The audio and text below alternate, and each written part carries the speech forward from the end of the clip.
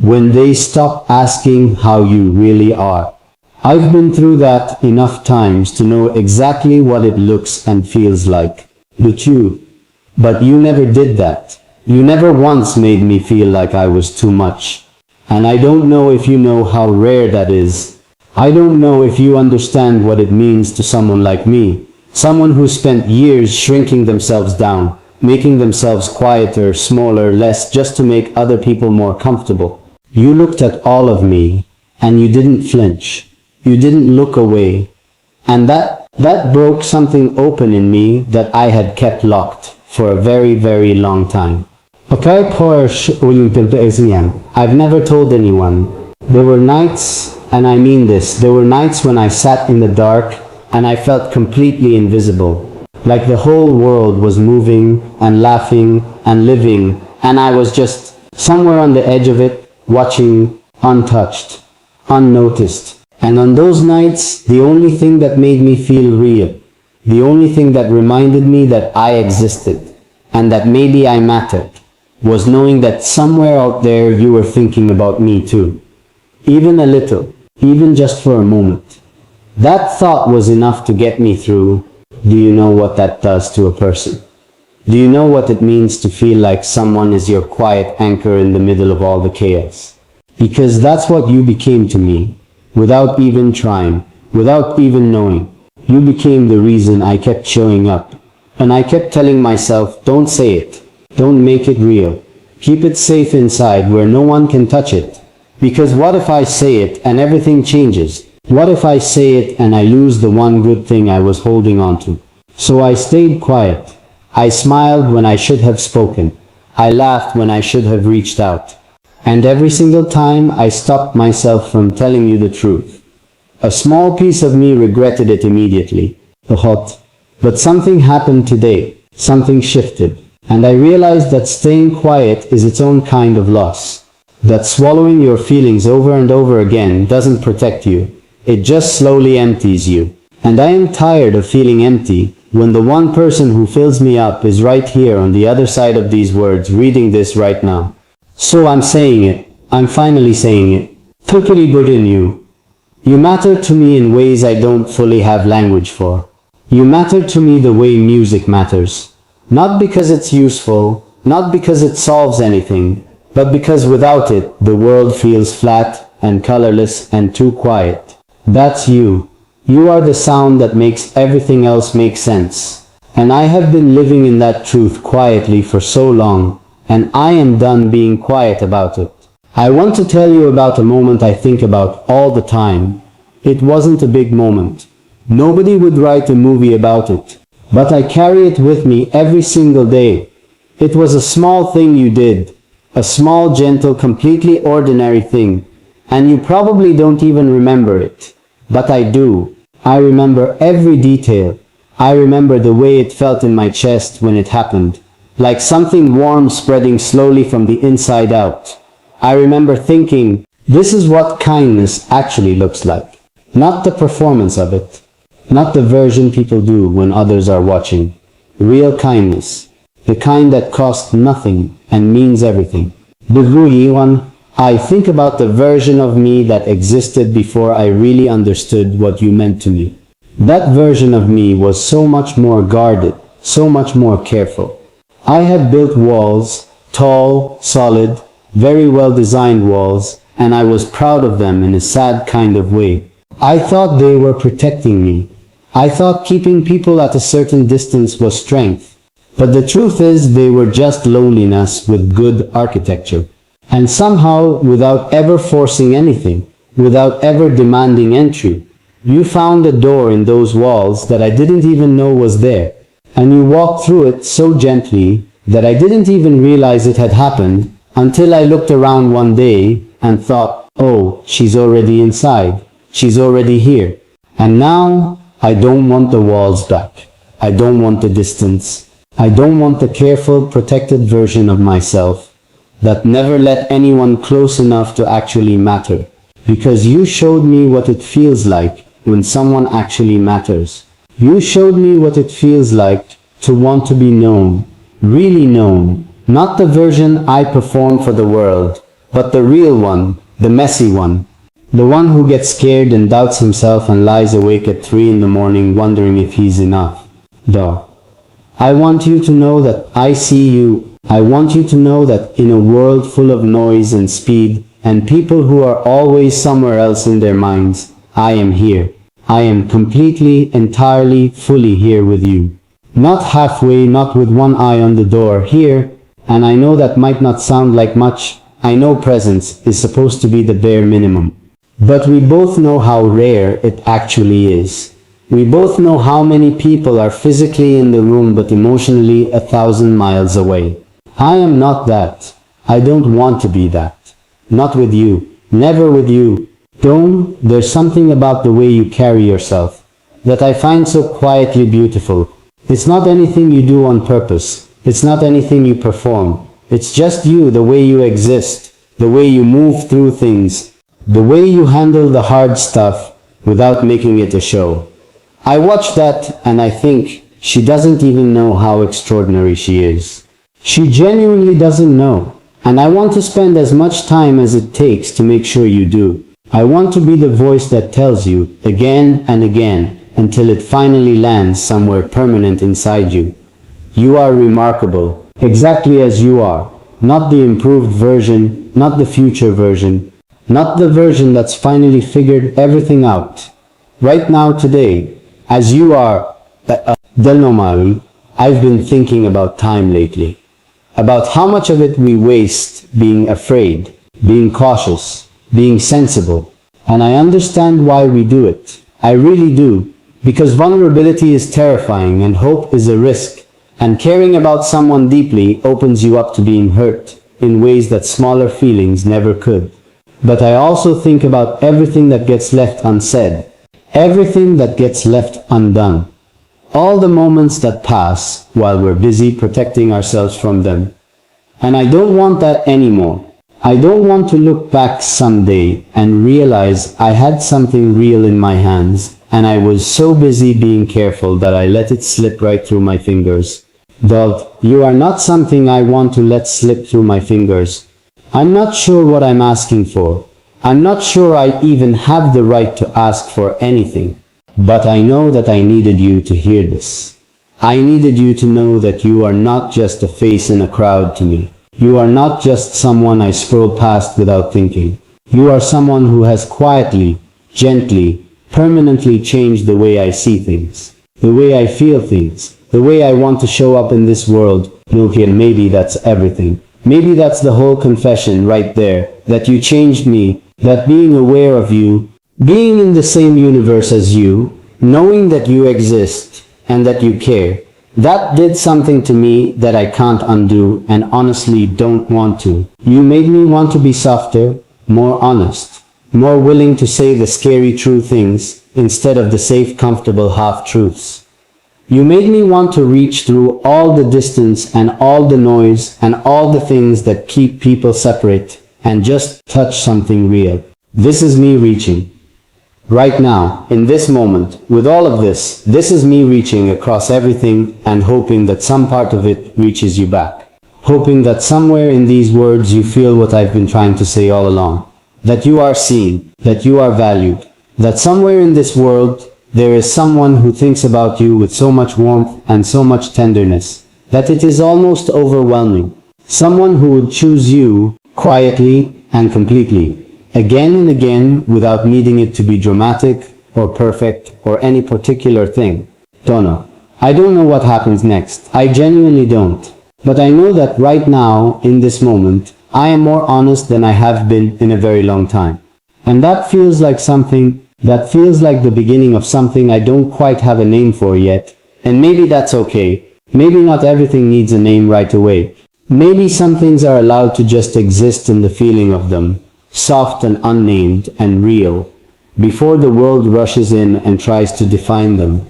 Because the moment you put a label on something, it stops being infinite. It stops being just yours. And right now, whatever this is, whatever is happening between these words and your eyes, and that quiet place in your chest where I hope they're landing, I want it to stay infinite for just a little while longer. I've been thinking about what it means to truly know someone, not know their favorite color, or their birthday, or the surface things that people share in the first few conversations. I mean, really know someone, the kind of knowing that takes time and patience and a willingness to sit with someone in their most uncomfortable truths without needing to fix them, or change them, or make them easier to be around. That kind of knowing is so rare that most people go their whole lives without ever experiencing it. They have plenty of people around them, plenty of company, plenty of conversation, but very few people who actually see them. Very few people who look past the version they present to the world and recognize the one that lives quietly underneath. I want to be that for you. I need you to know that. Not just someone who admires you from a comfortable distance, not just someone who shows up for the bright and beautiful moments and disappears when things get complicated, but someone who stays. Someone who leans in closer when things get hard instead of finding reasons to step back. I know that's a big thing to say. I know those are words that a lot of people throw around without really understanding what they cost. But I mean that. I mean them in the heaviest, most serious, most considered way that words can be meant. Because here's the truth that I've been sitting with. The one that woke me up at some quiet hour last night and refused to let me go back to sleep. The truth is that I am tired of performing okayness. I am tired of the version of myself that holds everything together and smiles at the right times and says all the appropriate things and never lets anyone see the moments when it's genuinely hard. I've been doing that for so long that it started to feel like the only version of myself that was allowed to exist. And somewhere in that process, I lost something. Some softness, some openness, some part of me that used to reach toward people instinctively.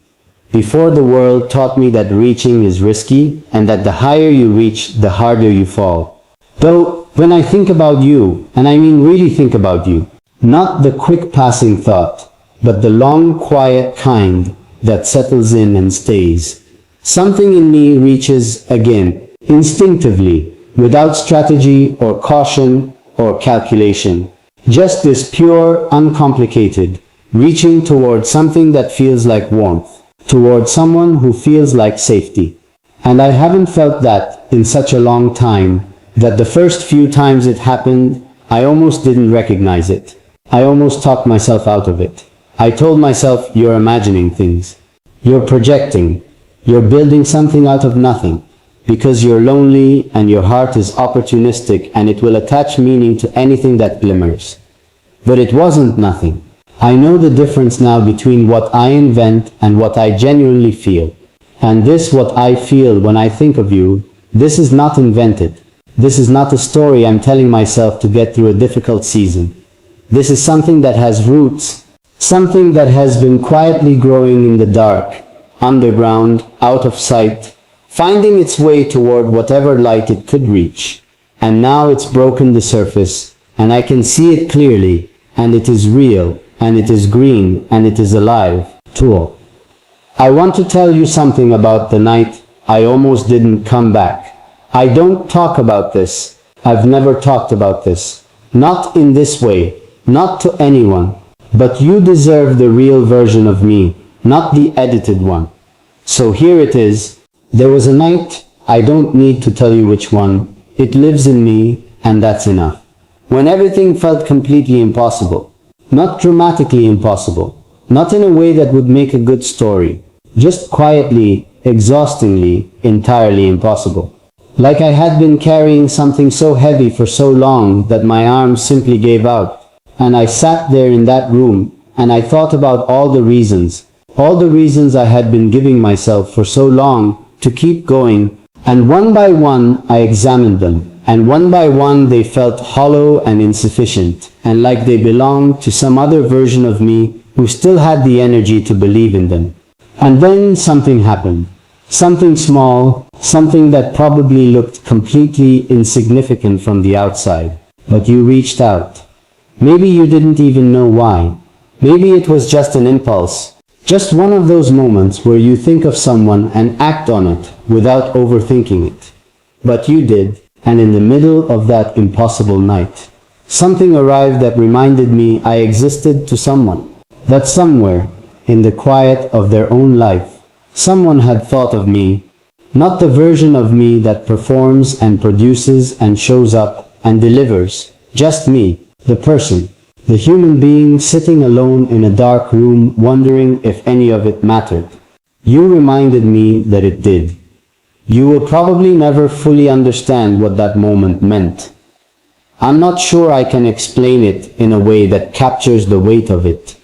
But I need you to know that you pulled me back from an edge. I'm not sure I would have found my way back from alone. And I have carried that, the debt of that, the gratitude of that, the absolute tenderness of that, every single day since. Every single day. And it made me understand something about you that I don't think you see in yourself. You have this gift. This quiet, unassuming, completely accidental gift of making people feel like they matter. You don't do it loudly. You don't make a production of caring. You just care. Simply, directly, without agenda. And it lands on people like sunlight. Like something they didn't know they were cold. Without until they feel it. I've watched you do it. I've been on the receiving end of it. And every time, I think, does she know? Does she have any idea what she does to the people around her? Does she understand that she is the kind of person that holds things together just by being present? What? I hope someone tells you that as often as you need to hear it. I hope the world reflects back to you what you pour into it, because you pour so much. You give so generously and so quietly and with such complete lack of expectation that it would be the easiest thing in the world to take it for granted. And I refuse to take it for granted.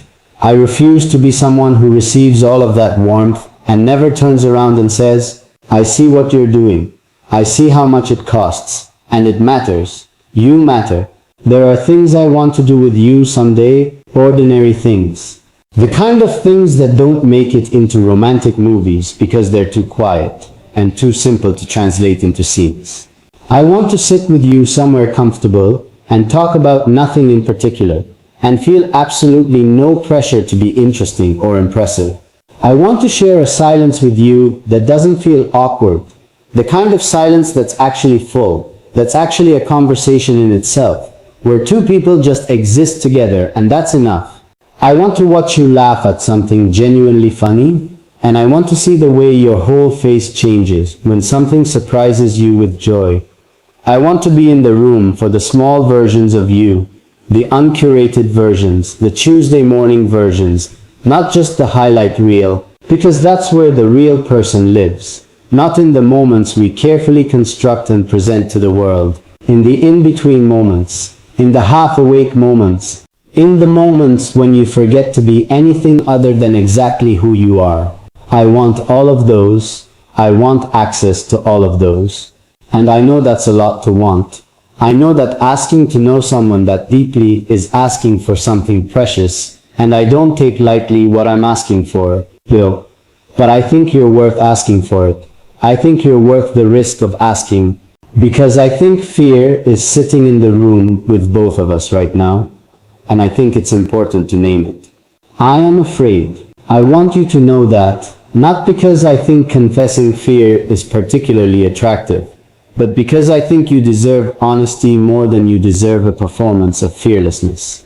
I am afraid that these words won't land the way I intend them. I am afraid that the distance between what I feel and what language is capable of carrying is too great. And that, somewhere in that gap, something essential gets lost, and you come away from this with a smaller version of what I'm trying to give you. I am afraid of what it means to let someone matter this much. Because the more someone matters, the more surface area there is for pain. The more you love something, the more there is to lose. And I have lost enough things in my life to know exactly what that feels like and to be very, very careful about opening that door again. But then I think about you, and all of that careful calculation just softens. It doesn't disappear. I'm not going to pretend the fear evaporates the moment I think of your face. To pretend the fear evaporates the moment I think of your face. but it becomes manageable. It becomes something I'm willing to walk alongside rather than something I need to run from. Because the alternative of keeping myself so protected that nothing and no one can touch me, that's not safety. That's just a different kind of loss. A slower one, a lonelier one. You know, I would rather be afraid and present than safe and absent. I would rather feel everything and risk everything than feel nothing and lose nothing. And that is a sentence I could not have said a year ago. A year ago, the careful version of me would have laughed at that, would have called it naive, would have said, "You'll learn, you'll see. Eventually you'll understand that the walls are worth it." But I don't believe that anymore. You dismantled that belief without even trying. Just by being who you are, just by showing up the way you show up, you made the walls seem like such a waste. Such an enormous, heartbreaking waste of the time we're given here. So here I am, no walls, no careful distance, no edited version of myself designed to be palatable and low risk and easy to be around. Just this, just me, talking to you about the thing I've been too frightened to say out loud for longer than I want to admit. Telling you that somewhere in the middle of everything, somewhere between all the noise and all the distance and all the ordinary passing days, you became something extraordinary to me. You became the thought I return to, the feeling I come home to, the quiet certainty in the middle of everything, uncertain, and I don't know what you do with that. I don't know what it means for what comes next, or what shape this takes from here, or what either of us is ready for. But I know that you deserve to hear it. I know that the truth of what you mean to me was too large to keep living only inside me, taking up all that space without you ever knowing it was there. So now you know, now you carry it too, and I'm sitting here right now, heart completely open, just wondering if somewhere on your end you feel it too. Because if you do, if somewhere underneath everything, underneath the noise of your day, and the weight of your own life and all the things that pull your attention in 100 different directions, if underneath all of that, there is something that stirs when you think of me, something quiet and warm and a little bit frightening in the best possible way, then I need you to know that you are not imagining it. You are not making something out of nothing. You are not being foolish or naive or too hopeful. You are feeling something real, something that exists on both sides of this distance, something that has been alive and breathing and growing quietly for longer than either of us may have realized. Fuketo, and I've spent so much time wondering if I'm the only one who feels it. That specific kind of wondering is its own particular kind of torture, you know? When you carry something this big and this tender, and you have no way of knowing if the other person carries even a fraction of it on their side, you look for signs, small ones, the kind most people wouldn't notice, and you tell yourself not to read too much into them, and then you read too much into them anyway, and then you feel foolish for it, and then something happens that makes you think maybe you weren't reading too much after all, and the whole cycle starts again. I've been living in that cycle. I've been going around and around in it for longer than I should admit. There today, something in me decided to stop going in circles. Today something in me said, enough. Enough of the wondering, enough of the careful distance, enough of letting fear make your decisions for you, while your heart stands there, patient and aching, waiting for you to get out of your own way. And so here I am, out of my own way, standing in the full exposure of everything I feel, with no strategy and no backup plan and no carefully constructed exit. Just the truth, laid out in front of you, like something I'm offering with both hands open. Or to tell you about something I noticed recently. Something so small that I almost missed it, but once I saw it, I couldn't unsee it. I was going through a stretch of days that felt particularly heavy. The kind of days where everything requires more effort than it should, where even simple things feel like they're asking too much of you, where you move through your hours feeling slightly outside of yourself, watching your own life from one step behind. You know those days. I think everyone knows those days. even if they don't always talk about them. And I was in the middle of one of those stretches, doing my best to keep showing up, to keep functioning, to keep being the version of myself that the world expected, and I thought of you. Not deliberately, not because I sat down and decided to think of you. It just happened the way breathing happens, without decision, without effort. You just appeared in my mind, quiet and warm, and for a moment everything got lighter. I would rather be afraid and present than safe and absent. I would rather feel everything and risk everything than feel nothing and lose nothing. And that is a sentence I could not have said a year ago. A year ago, the careful version of me would have laughed at that, would have called it naive, would have said, "You'll learn, you'll see. Eventually you'll understand that the walls are worth it." But I don't believe that anymore. You dismantled that belief without even trying. Just by being who you are, just by showing up the way you show up, you made the walls seem like such a waste. Such an enormous, heartbreaking waste of the time we're given here. So here I am, no walls, no careful distance, no edited version of myself designed to be palatable and low risk and easy to be around. Just this, just me, talking to you about the thing I've been too frightened to say out loud for longer than I want to admit.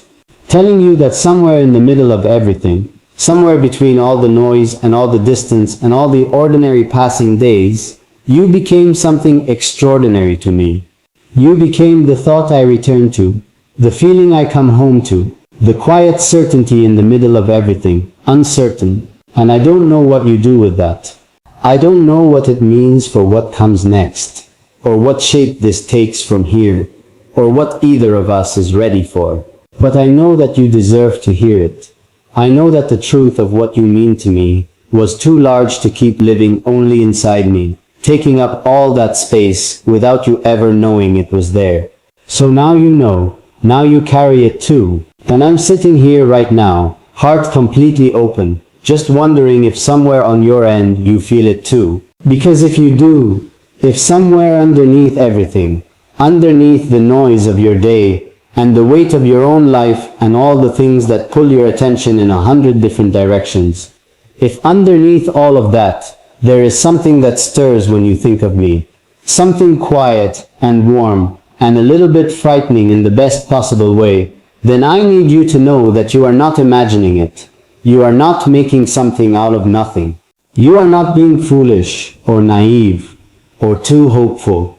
You are feeling something real, something that exists on both sides of this distance, something that has been alive and breathing and growing quietly for longer than either of us may have realized.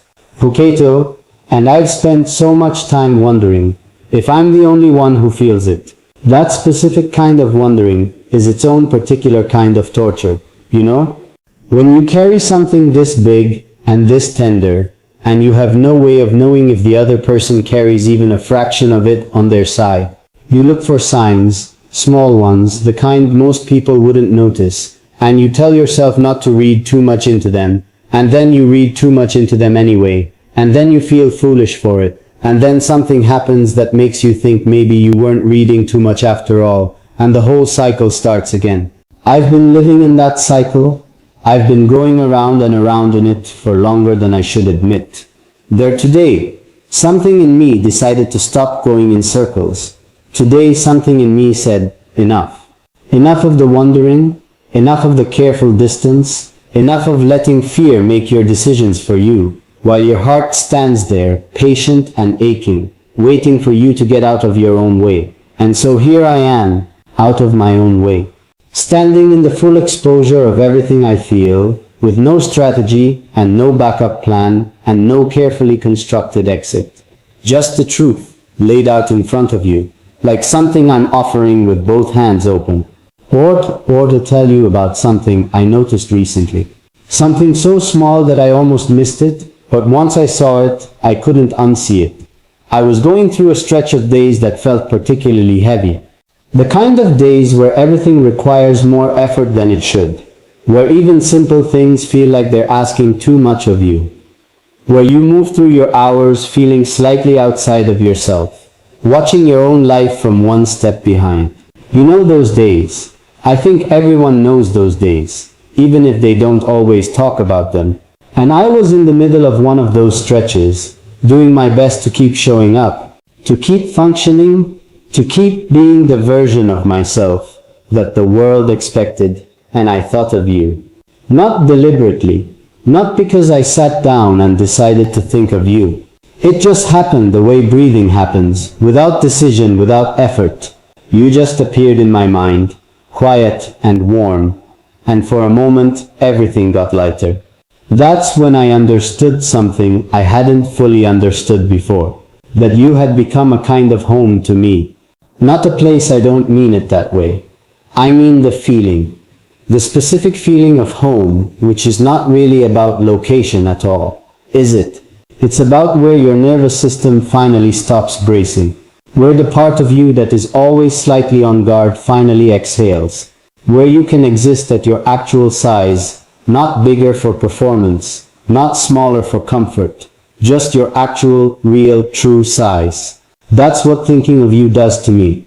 It takes all that bracing and all that guarding and all that careful management of how much of myself I'm showing, and it just releases it. And I am just a person, just a tired, hopeful, completely unguarded person who thinks you are extraordinary.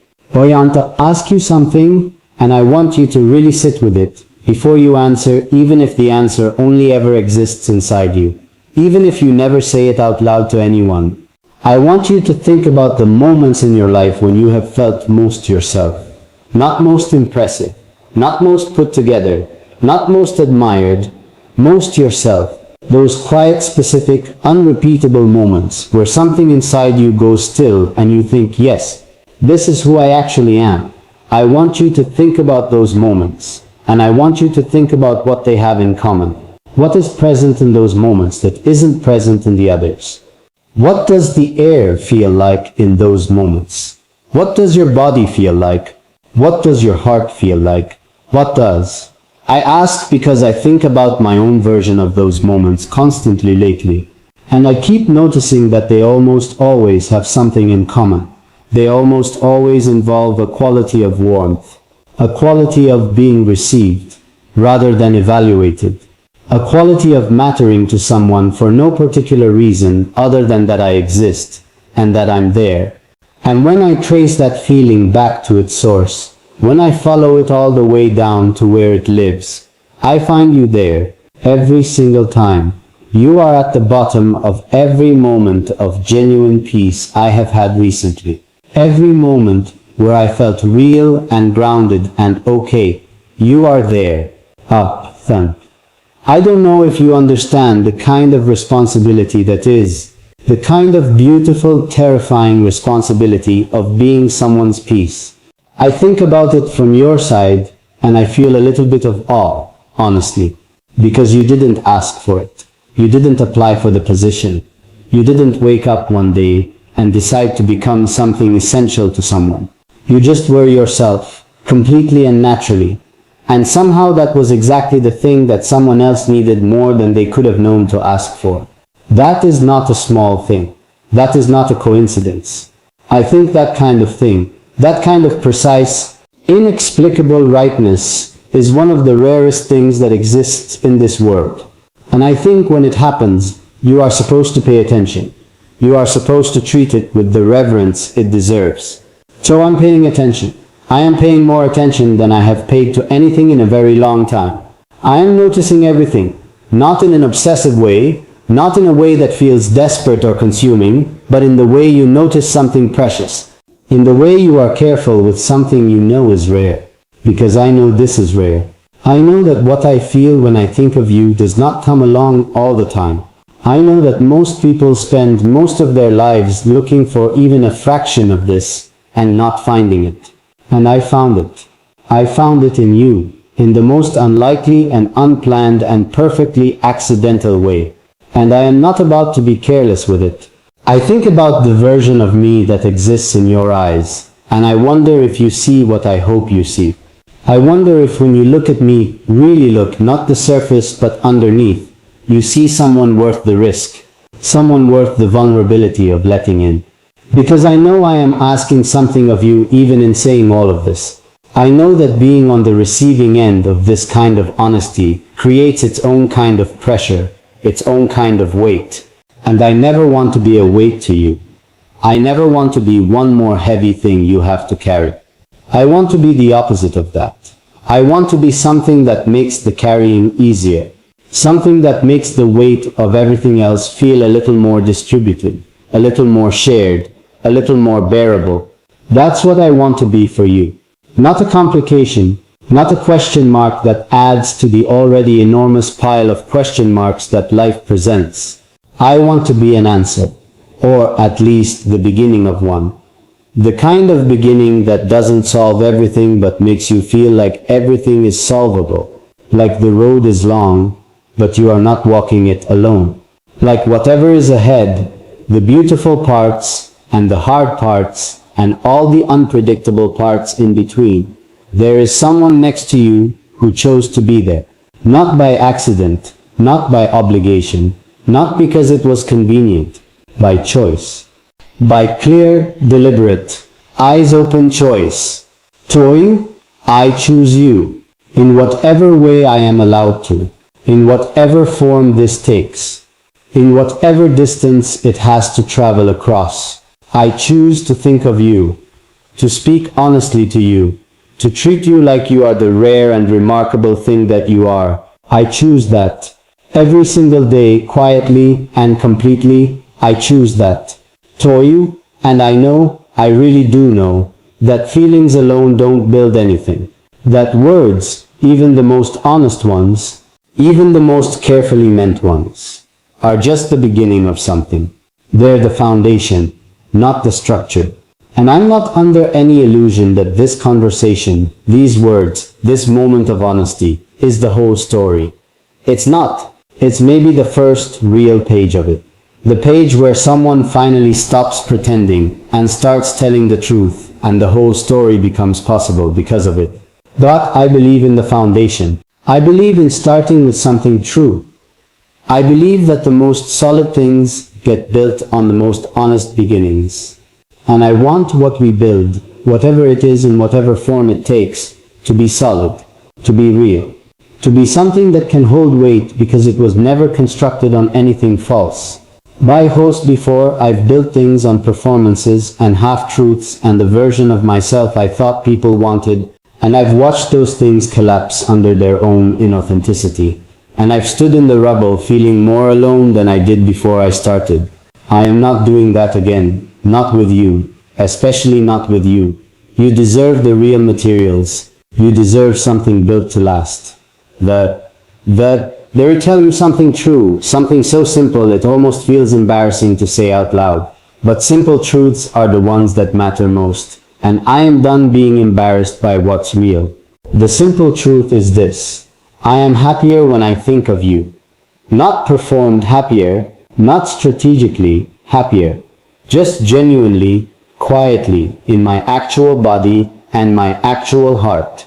Lighter and warmer and more okay with being alive than I am when I'm not thinking of you. That's it. That's the whole simple truth. You make being alive feel like less of an effort and more of a privilege. The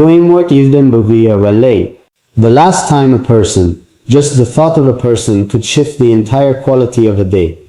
And I'm struggling to remember. I'm looking back through everything, and I'm finding stretches of time where I was fine, functioning, producing, showing up, but not this. Not this particular warmth. Not this specific and irreplaceable sense that somewhere in the world there is someone who makes your place in it feel justified. You justify my place in it. I hope that doesn't sound like too much. I hope you can receive it for what it actually is. Not pressure, not expectation, just the most honest expression of what you mean to me, stated as simply as I know how. You make me feel like I belong here, in this world, in this life, at this particular strange and difficult and occasionally beautiful point in time. And after everything, after all the seasons of doubt and distance, and learning how to survive my own interior, that is not a small gift. That is everything.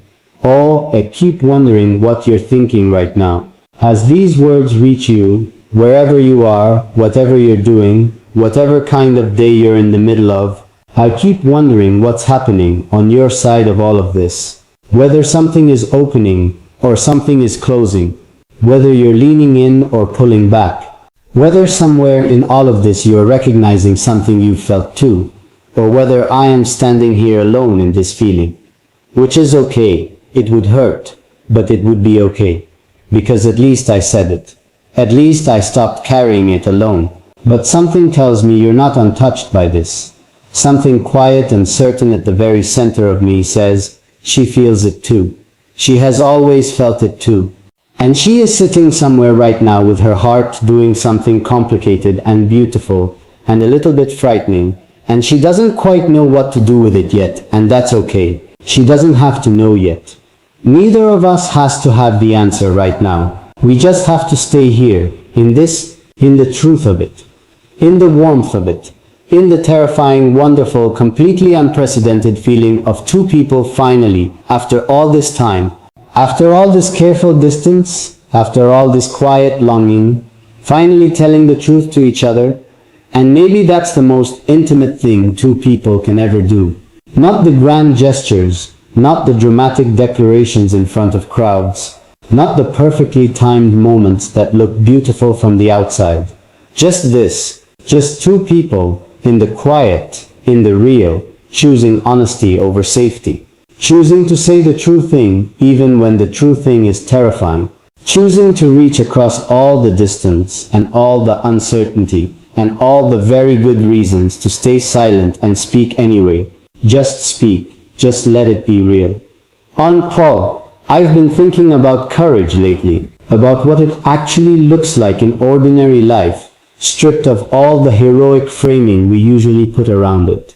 Because we talk about courage like it's always something large and visible, like it's always someone running towards something dangerous, or standing up in front of a crowd, or making some enormous sacrifice that everyone can see and measure and applaud. But I think the most real courage is much quieter than that. I think the most real courage is the kind that happens in private, in the small hours, in the moments when no one is watching and there is no applause coming, and the only witness to what you're doing is yourself. The courage to feel something fully when every instinct you've developed through years of being hurt tells you to feel it less. The courage to reach out when experience has taught you that reaching leaves you exposed. The courage to say, I am not going to let fear write this chapter. I am going to pick up the pen myself. Though this the courage I am trying to practice right now, and it is harder than it looks from the outside. From the outside, this might look like just words, just someone talking, just sentences arranged in a particular order. But from the inside, it feels like standing at the edge of something very high and choosing to step forward anyway. Not because the fall isn't real, not because the risk doesn't exist, but because whatever is on the other side of this edge is worth the fall. Because you are worth the fall. You have always been worth it. I just needed to get quiet enough inside myself to finally hear that clearly. What a name. I want to talk about what it's like to miss someone you haven't lost, because that's what the past stretch of time has felt like for me. This specific, particular ache of missing someone who is still here, still reachable, still present in some form, but somehow just far enough away that the distance becomes its own kind of grief. I didn't have a name for it for a long time. I just knew that there was this persistent low-level longing that lived in my chest. This feeling of reaching for something that was almost within grasp.